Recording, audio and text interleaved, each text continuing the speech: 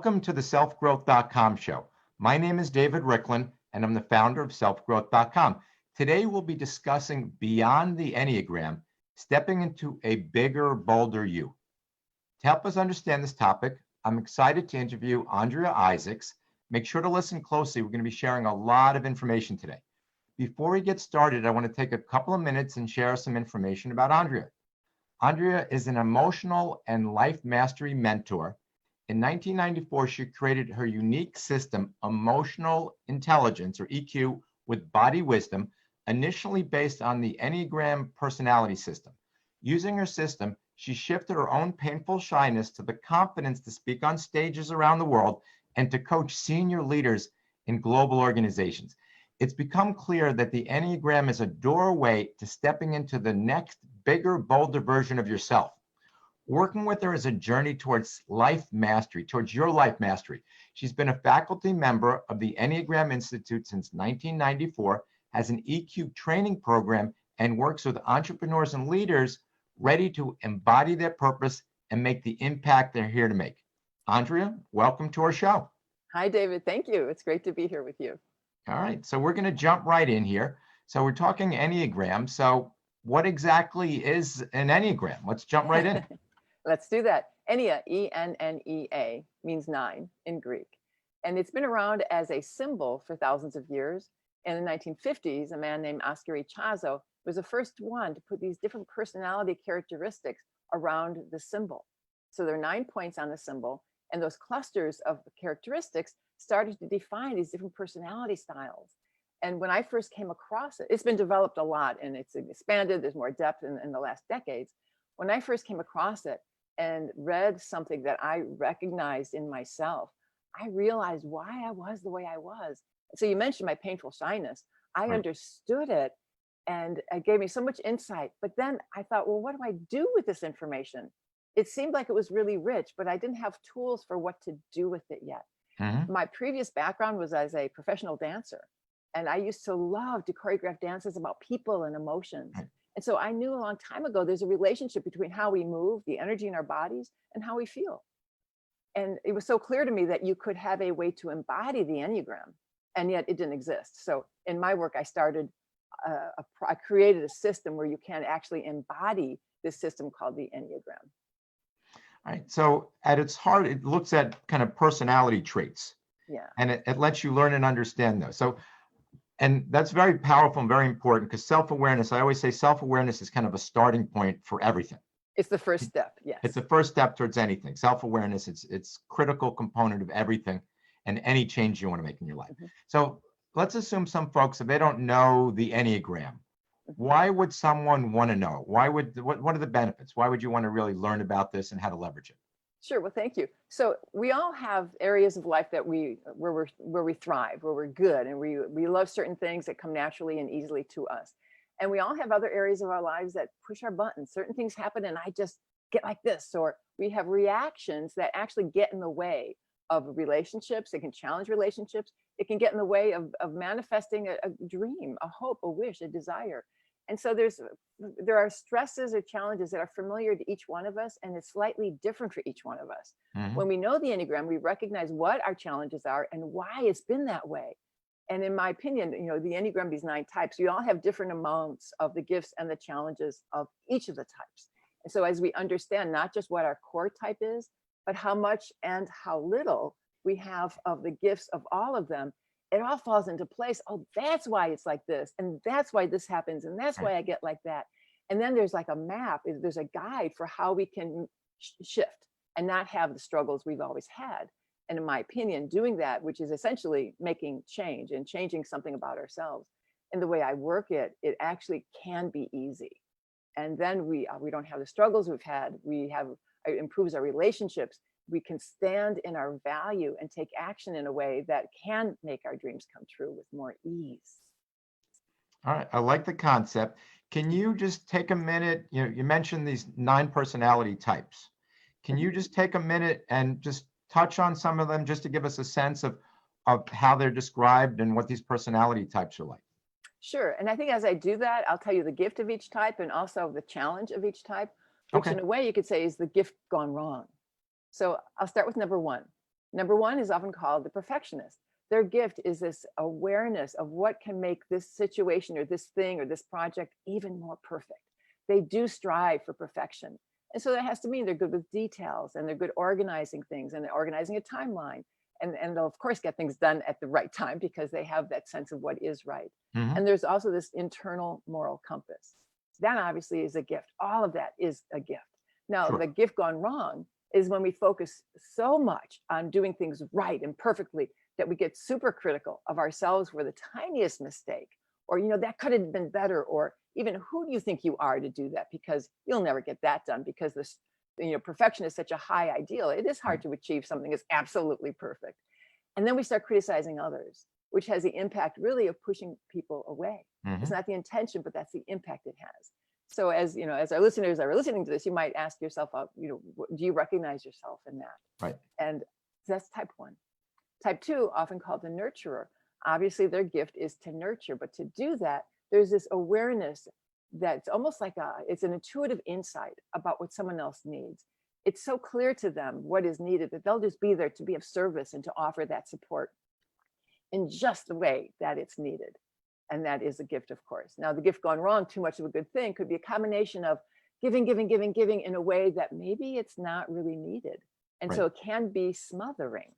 That's Mhm. one part of it. Or their neural pathway. We have these neural pathways for every thought, feeling, or behavior we've ever done. And those patterns we do a lot, just like our muscles get stronger when we go to the Mhm. gym, our Right. neural pathways get stronger with every time we have that thought, that feeling, that action. So by being of service to others, the neural pathway for the awareness of someone else is so strong. They don't have as strong a neural pathway that goes inside, where Mhm. you can ask yourself, what do I need?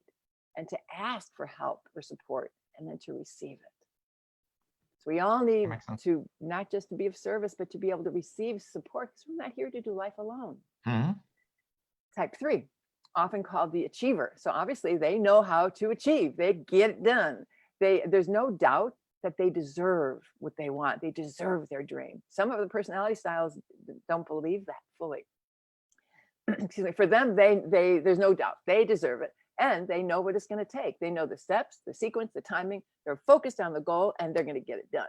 It's a great thing to have in life, right? Now, the gift gone wrong is when you get so focused on, I'm going to get this done, that if someone else wants to talk to you, you might feel like it's an intrusion, or, Right. you're slowing me down here. You're just an obstacle. This is a time suck. Now, again, it's not their intention, but the impact is to push people away. Mhm. So I call that one, anytime you have a low gift or a high challenge, I call it a whammy. A And whammy. a Okay. whammy is like a knockout punch, and Uh-huh. it causes a lot of struggle, right, to get up again. And Sure. sometimes we have double whammies and triple, quadruple whammies, which really increase the stress and the struggle. And that's why people think change is difficult. However, I think, in my opinion, you can find that one thing that can change everything. And that's what I talk to my clients about. What's Right. that one thing that will change everything? Mhm. That's 3. Type 4 is often called the individualist. One of their gifts is this emotional breadth and depth. There's probably not an emotion they haven't experienced. And there's a lot of creativity in there too.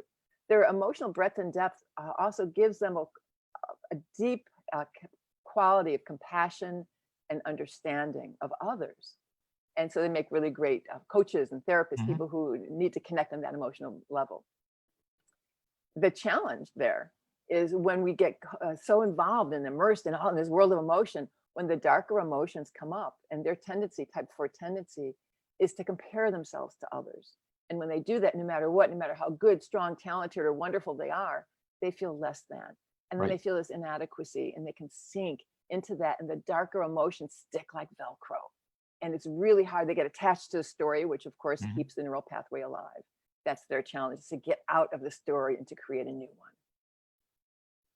Type 5, All right, let me often just called the, jump. Let, let yes, me just please. jump in for 1 second over here. So one of the things I'm doing, I recommend people do as they listen to this, is first see which ones that you associate with. So it's interesting. So I'm almost seeing. I'm sure I'm more of one than another, but I see kind of pieces in myself, and then I see pieces of. You talk about the strengths and the kind of the pitfalls of it. And so what I'm urging folks to do as we're going through these is kind of listen, jot them down, listen to where you fit in, and not only in terms of the positive side, but kind of the challenge. weakness side as well. All right, jump in, number 5. Well, you said a really wonderful point there, David, because we do have parts of all of them. Mhm. And it doesn't mean you're all the types. You have one core type, but it's really useful to get that whole picture of how much and how little you have of all of it. Right. And of course, when you see, oh, so-and-so is like that, and so-and-so is like that, and again, it's useful to have that picture because it'll give you more understanding into why they are that way. Mhm. And also to not take their behavior personally. Right. Sometimes, like say that when I was talking about the 3 has a tendency to push people away, and you can take that personally, like, I'm so hurt, he didn't want to talk to me. It's not that that person did it to you. That's who they are. And Right. so when we Mhm. understand these different qualities and that we are all different, it's easier to not take behavior personally, which Right. is very useful in relationships. Makes sense. Type 5, often called the observer. One of the things they love to do is to pick a topic, often somewhat eccentric, and to go deep into fully understanding and mastering it, researching it in depth and finding other sort of unrelated, but yet somewhat related ideas, and then putting together all these different ideas and inventing or creating a new concept or a new thing. These are people who can be inventors and really love working with complex concepts. And they can also illustrate these complex concepts into something like a simple graph or chart so the layperson can understand. It's one of the things they love. And to do that, they have this ability to really focus. Obviously, that's a gift. Now, Right. the gift gone wrong, too much of a good thing, they get so immersed in trying to figure out everything and get the answer before they really engage. They don't want to engage in an activity till they really master it. Mhm. It has the tendency, again, to put up a boundary and push other people away. Right. And Okay. so, again, it's not their intention. The way the scores impact each other, when this gift is low, when I look at their score for the achiever, that's often low. So there's Mhm. there's an impact when you don't focus. How can you get stuff done? Makes sense. It's harder to do, and we'll see more about how those scores relate in a moment. Type 6, often called the loyalist. One of their values that they hold most high is trust, and so they will live their lives in a way that is trustworthy and Mhm. engenders trust from other people. And other people recognize that and they want to reciprocate. And so they will be very trustworthy to you and engender your trust. And so the impact of that is they have relationships or teams where there is strong mutual trust and there's commitment and loyalty along Mhm. with that. Obviously, a gift. The gift gone wrong, what happens is they start to question trust. Like, huh, I don't trust that I know. I bet you know. Let me ask you what I should do. No, I bet this, you know, I know I need to ask you. They trust everybody else's Mhm. perspective or opinion or Right. knowledge and not their own. So by losing trust, trust starts to break and then they start not even trusting life. And so they have a challenge with decisions and then there's anxiety about making decisions because they're afraid they'll be the wrong decisions. And so there's this anxiety and fear that they might live with. That's 6. Type 7, often called the enthusiast. Well, obviously, they have a lot of enthusiasm.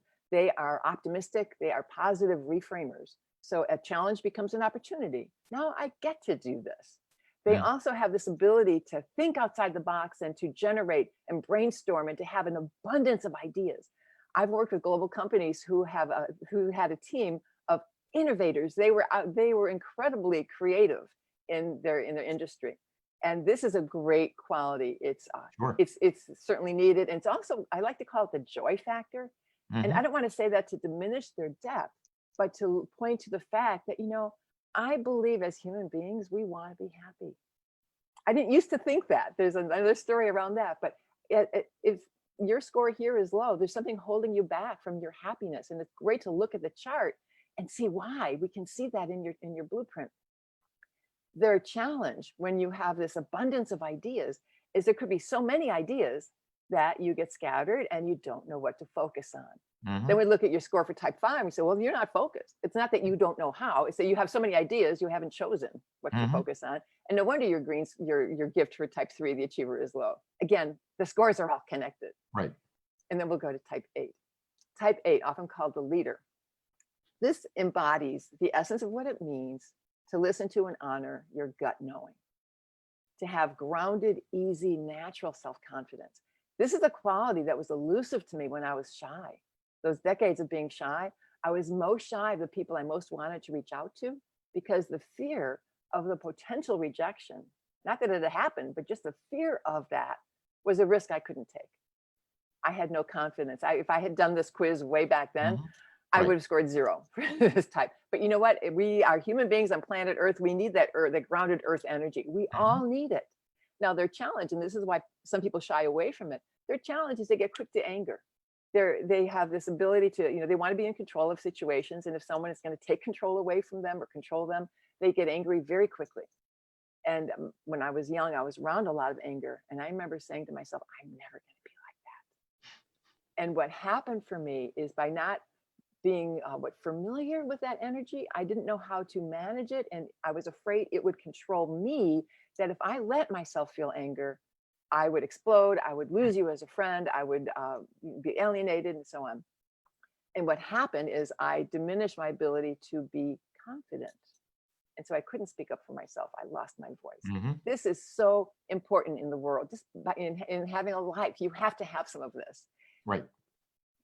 Also, I want to say back to how the scores impact each other. When someone has a lot of the challenge for type 7 and they get scattered with all their ideas, it's Mhm. the essence of type 8, the leader, listening to your gut knowing that can help you cut through all those options and choose and say, this is what I'm going to do. And then Mhm. your green score for your gift, I call it green, green means go, that's the gift. Then your gift of type 5 is online because you know Right. what to focus on. And then, of course, you get more done, you achieve Mhm. more. So, again, it's how it's all connected.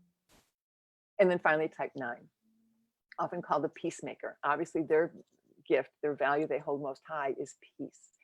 It's their own inner peace. It's the peace between them and all of their individual relationships, group Mhm. relationships, even among people outside of themselves. If they're not involved in a scenario, they still want peace out there. It's such a high quality that they get along easily with other people. They can compromise very easily because they want to get along. They want the flow and the ease and the peace of getting along. And the challenge of that, as you might imagine, is because they want that peace, they want to get along, and they compromise again and again and again and Right. again. They Mhm. start to feel like I don't matter. No one cares what I Right. want. No one cares what I don't. My opinions don't even matter. It's like I'm not even here. I must be invisible. So that's the gift gone wrong for them. And what they really need to do is to not just believe that they matter, but when I see a strong challenge for the peacemaker, often the ability to hold your ground, the score for the leader is really low. And that just goes around the circle again. They Mhm. all impact each other. We need the gifts of all of them to have a highly functioning and a happy life. All right. It makes a lot of sense. Well, there's a few things I just want to point out that it's very interesting because I see a lot of these. You talk about these 9 types or 9 personality types. I mentioned earlier, I see different pieces of them within me, and I'm sure there's one. I have to think through a little bit. And I believe there's a test, and you'll be talking about how to find out. And you also work with people to help them identify where they're really strong. But in addition to kind of seeing some pieces of myself in different levels, the other thing I see is I'm thinking through the people that I know in my life. And Mhm. there's clearly people that fit into one more than another. And one of the things that you mentioned earlier is knowing and understanding not only your type, but where other people fit in, enables you to more effectively interact or engage and work with folks. So what I'd like to talk about a little bit at this point is this Enneagram. How could knowing the Enneagram help someone step into this bigger version of themselves that you talked about earlier? So Mhm. this gives us some insight into strengths and weaknesses and gives us some. So how do you use this to really step into this bigger version of ourselves? Right. Well, by even saying those words, the next bigger, bolder version, it implies we have to be something a little different than what I've been before. So by definition, it's outside my comfort zone. Hmm. It's something that I don't have a neural pathway for yet. So say it could this we can apply this to relationships, we can apply this to growing a business. And here's a case study, a story about a client who actually it crosses both worlds. He came to me, he was a senior leader in a global company, Hmm. and his boss sent him to me because he had anger issues. And Hmm. even though he was effective as a leader in some ways, he somewhat alienated people on his team. And he also had young children who were afraid of him. And he had been divorced, and his anger had been an issue in that Right. marriage. And he came to me essentially because he had anger on the job. Right. Although, as I'm sure you and everyone else knows, how we do anything is how we do everything. Hmm. So he thought he came for that reason, for his job situation. And as we worked together, it came up that he really wanted to do this new relationship differently. He didn't want to lose her. Right. He was so like heartbroken that he had offended his children, that he had scared Mhm. his children, and he wanted that to be different. And in our working together, he went back to something that happened when he was a child, and it's part of what started his anger thing. And so we repatterned that. We repatterned something that happened way back when. And at the end, I want to tell you the outcome of our work together. But before I do that, I need to define a couple of terms. So I mentioned these neural pathways we have. Mhm. And the way we anchor the neural pathway in the body and in the brain, because these neural pathways change the brain. And that's why change can be easy, because we actually repattern the brain. To do that, we anchor these things with mantras and mudras. These are both Sanskrit terms. A mantra, a common mantra is Om, but you can use any word or phrase that captures how you want to feel. And Mhm. you say it in the present tense like it's here, now, like Right. it's real. And we also anchor these things in the body with a mudra. Traditionally, a mudra could be a prayer or meditation position, but again, it could be any body position that, Mhm. that reflects the same intention. And then together, the mantra and the mudra are so powerful in creating, training, and strengthening a new neural pathway. So you can step into that bigger, bolder version because you have the neural pathway inside you. So here's the outcome of the situation with this person I'm mentioning. And if I had told him to say these words before the session, he would have stood up and walked out that door, and I Right. never would have heard from him again, I guarantee you. So he stood up and he said, I dropped the baggage. And he just stood there, and I could feel him dropping something. And then he took a step forward and he said, I step into the ring of emotion. And when he started to say, I step into the ring, he was this like boxing kind of guy. I thought Right. it was gonna be a boxing ring, but he said, I step into the ring of emotion. And he just stood there, and I knew he wasn't done. And then he said, my whole heart is present. Oh, and I started to feel his heart. And his hands were here in front of his heart center. And he reached his hands forward and he said, and I'm ready for a new way to love. And there Wow. were tears streaming down his face. Oh, and before he came to me, the team told me that he was a tough nut. Right. And here's this man crying in the ring of emotion, saying he's ready for a new way to love. And this didn't just change the relationship with this new woman in his life. It changed the relationship with his kids. It changed how he was at work. It changed how he was as a leader, as a boss. It changed everything for him. So was he able to change his primary personality trait in essence, or just modify, or how does that? So what was actually happening to him relative to who he is? Well, I love your question. Thank you. We don't change the core type that we are. That's our type forever. Right. However, when you look at his blueprint and that you see the challenges here and the low gift there and Mhm. his ability to connect with each other, the nurturer was on the low-ish side. Right. His capacity for anger was very high. His Mhm. ability to focus was good and he was getting stuff done, but his relationships were suffering. So Right. the picture of the MRI, essentially, the blueprint's like an MRI of your personality. The Mhm. MRI changed. Right. It's like when you break a bone and it has Mhm. all these repercussions up and down your spine. There was more of alignment with who he wanted to be. He was Okay. a happier, healthier person. He was still the type that he was. But the Right. challenges he had in communicating and the challenges in his relationships, all of that changed. So his personality didn't, but Interesting. everything else did. Mhm. All right. Very interesting. So I'm beginning to get a really good sense. So I've known about Enneagrams for a while, and this has really given me a much better sense of how you can use the knowledge and the wisdom of where you fit in and the interactions. And I love this concept of, right, here's the strengths and here's the downside of it. Yeah. And it really kind of opens you up to thinking of where you fit in and what impact and how you can change things. So one of the things I want to talk a little bit about is emotional intelligence, or EQ, some people. And I know there's some tie-in, and you have a tie-in. So what does the Enneagram have to do with emotional intelligence? Emotional intelligence, in my opinion, is not just understanding yourself, your emotions, and being able to manage your reactions. And it's not just getting along better and understanding other people's emotions. It is those things. I would add to the more traditional definition of emotional intelligence in terms of the Enneagram that it's the ability to embody the best qualities of all of the types. And when we are able to do that, we are literally expanding our emotional range, our emotional capacity, and most importantly, probably our emotional flexibility. if we're not emotionally flexible, I'll always respond the way I always did, and nothing's going to change.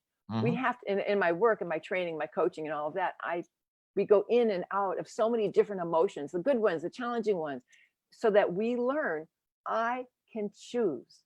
And that's huge. We have choice. Every moment is a choice. And if you don't have that emotional range and capacity and flexibility, we Mhm. have much less choice. We'll always be who we always were. You Right. won't step into that next bigger, bolder version. You won't manifest that Mhm. dream. You won't be the friend, the husband, the wife, the person you want to be. We need that emotional range. So my quiz is based on the Enneagram, and it Mhm. illustrates how much and how little we have of the gifts and the challenges of all the types. And that's the doorway. It's the doorway into realizing I can embody whatever emotion I want more of. I don't like how I get when this happens, or this challenge is happening again. I want this to be different. How can I Right. do that? Well, we can create the neural pathway that supports us in having the choice we want. What I love about this, it's really comes down to enabling people to develop. I love this concept of emotional range, Yeah. because there are times and situations that would best benefit from you using something that's not necessarily your primary type, and having the skill of being able to kind of pick and choose. You're maintaining, as you mentioned, your primary type, but this knowledge of knowing the other types, where you fit in, and the benefits of each of them, and being able to draw on this is very, very powerful. Right. I've heard people say, they'll cross their arms and say, well, that's just me. That's how I Right. get. When this happens, that doesn't, that's not being emotionally flexible. And that does Mhm. not illustrate emotional range or capacity.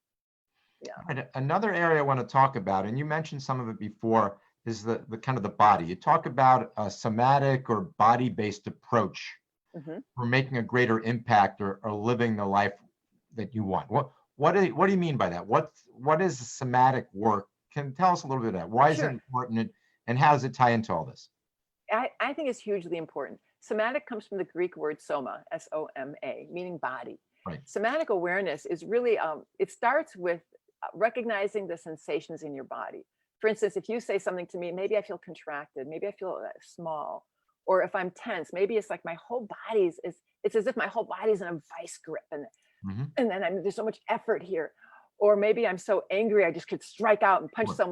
punch someone's eyes out, for instance. These sensations, the physical sensations, give us awareness about how we're feeling. Because Sure. honestly, it can be a challenge to know, well, what are you feeling now? What's the language around that? Mhm. Awareness of our body sensations is great for awareness of how we feel. However, that's just the beginning. Once you have the awareness, what can you do with it? Well, if everything's going great, you don't have to do anything. It's great. However, if you don't like either how you're thinking, feeling, or reacting to a situation, the power of somatic awareness is we can change the physical sensation. I'm so angry. I don't like that feeling. I know if I say something right now, it won't go well. If I take the big breath, and if I relax the tension, and I open my heart, for instance, and instead of my heart and my torso being contracted, if I allow energetically myself to open, I could realize you might have a different perspective here. I become curious. And my heart is open, and I'm curious. And then from this place, my heart is softened. And I Mhm. can ask you, what was going on with you earlier today when you said that to me?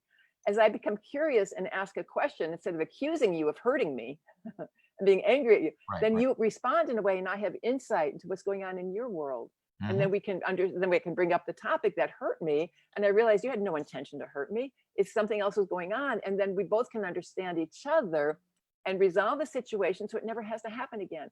Somatic awareness and the ability to change your somatic experience is huge if you want to make a change, if you want a different relationship, if you want Mhm. to relate differently, if you want to step into that bigger, bolder version of you. What's interesting to me about this is a lot of people aren't even aware of their body or their somatic response.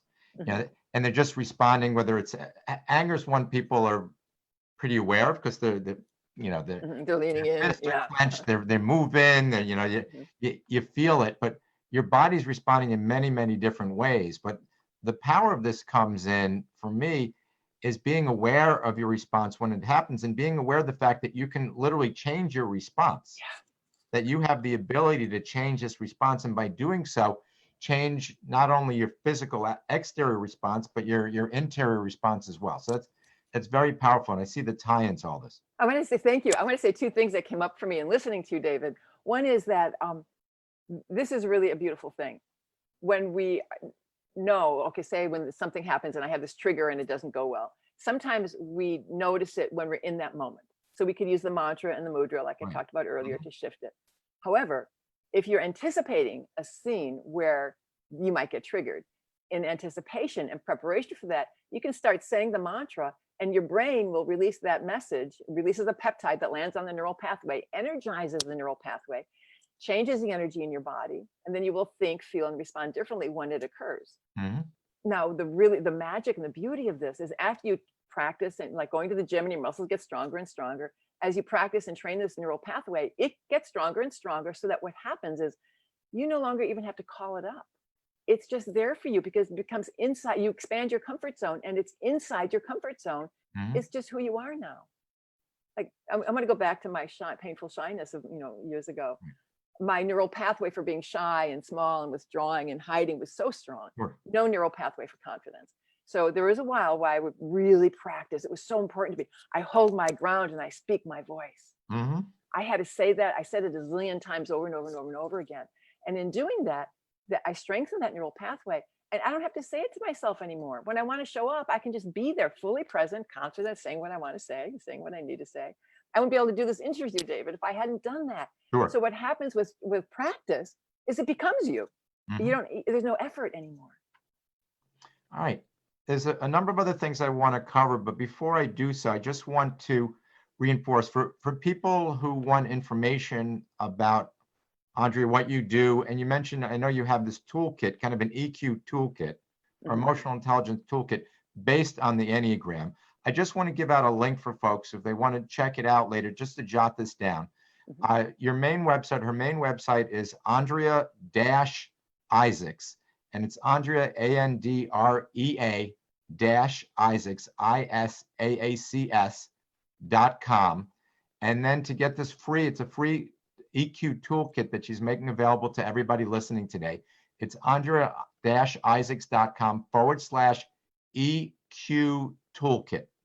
And that will get you right there. Is that right? That's right. That's it.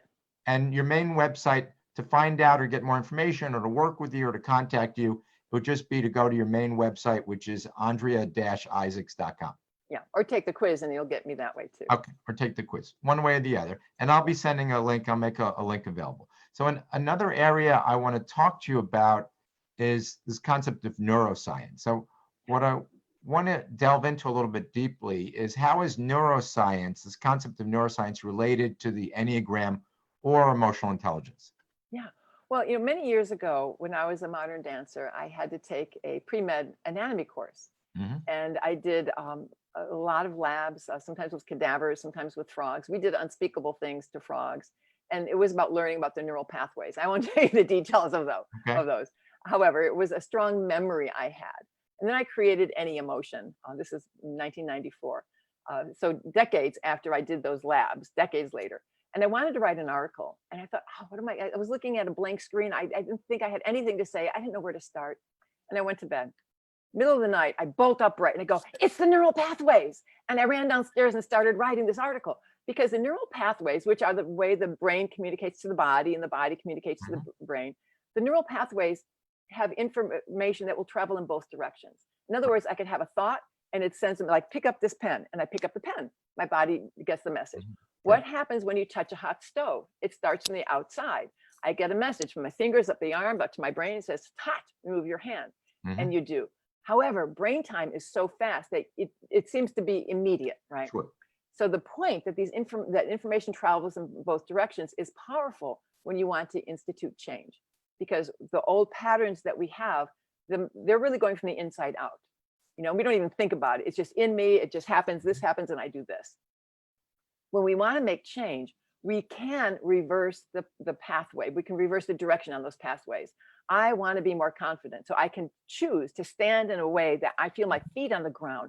I feel earth energy rising up through the soles of my feet and infusing my whole body with this quality of grounded earth energy. And I become that. That's from the outside in. Right. When I was younger, I didn't have that neural pathway. So when I first did it, I would stand like that, and it just felt like kind of new and a little Mhm. scary because it was new for me. And then what happens over time is with practice, that neural pathway became natural. It was easy for me to do that. I remember the first time I stood in that position and I thought I would feel that same buzz, and I Mhm. didn't. And I thought, really? Am I done learning about type 8? That's what the 8 in me needed. Am I done? And I realized there's more. There's always more. Well, I was teaching a class, and I often demonstrate some of the mantras and mudras so people have a sense of where they might go. And, Mhm. and people will ask me, will you demonstrate what this looks like? So someone wanted me to demonstrate magnanimous, because type 8s are magnanimous. They'll enter a room and they fill the room. Their energy is huge, right?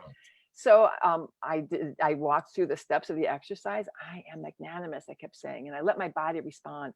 And I started to feel I was getting bigger and bigger until the energy from my shoulders, my Right. fingertips just went out to the edges of the room.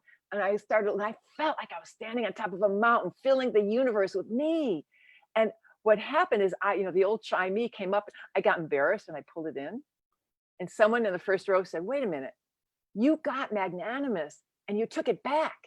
And I went, oh, I did, because you know what? That neural pathway was new for me. And I felt this buzz. I was like, I'm too Right. big. I can't do that. And why not? Why not be as big as you can be? And so I started to practice that one, letting myself get bigger and bigger. Now, it doesn't mean you're always going to be big, because that's a little much sometimes. The idea really is to have the range. Well, right now, I want to be silent, not small, but Mhm. I can pull it in and I can Right. send it out. We have a choice in how big we are or how small we are. All right. I like that concept. There's a few other things that we've touched on already, but I want to delve a little bit deeper just to give you a sense to kind of step it up. So one of the things we talked about in terms of types is you don't have to be you have a particular type, but you can kind of reach outside of it. So Yeah. what does it mean, is this term to let go of being just your type? What do you mean by that? Yeah, well, in a lot of Enneagram events, people get attached to, well, I'm a 4, I'm a 6, I'm a 7. You know Mhm. what? It's interesting information. And I've seen what's called a panel, where you have people of a particular type at the front of the room, and they answer questions about what is it like to be you, and what's the motivation behind when you are that way. And it's great information, but when people get really attached to what their type is, it's limiting, because the goal, I believe, in my opinion, is, yes, you are a type, but how about more of this quality and more of that one, so we have more choice. So for Right. me, it's about the choice, and how do you want to be in this moment? And Mhm. maybe I don't want to be a 4 all the time. I am a type 4. Maybe I don't want to be a 4 all the time. I will always have that as my primary focus and the lens through which I see the world and how I Right. react. But if I don't like the way I would react as a 4, I could choose to react more like a 9. And it doesn't matter if people know what these numbers mean or not. The idea is to be flexible in Mhm. how we respond, because you know what? We never know what life is going to throw at us, what kind of challenge might come up. And when those unexpected moments arise, I believe we need the flexibility and the range to respond in a way that really reflects our best and highest selves. And that requires emotional intelligence, emotional Right. flexibility. Okay, that makes a lot of sense, and it explains there's a lot of value in first knowing your core in terms of Yes. your personality type, and then there's a lot of value in being able to kind of step outside of it Yeah. and being able to kind of tap into these other personality types. Because as we're going through them, and there's clear strengths and weaknesses for each of the personality types. So I Absolutely. like the concept. So I want to do a couple of things. One, I just want to take a minute and just review. I know you have this free EQ toolkit. Can you talk a little bit about what exactly that is and the benefits of somebody getting that right now? Sure. Well, the EQ toolkit starts with taking the EQ quiz. And when you go to the link, you'll get the link for the quiz. It takes 5 or 10 minutes, and you will immediately get your emotional mastery blueprint.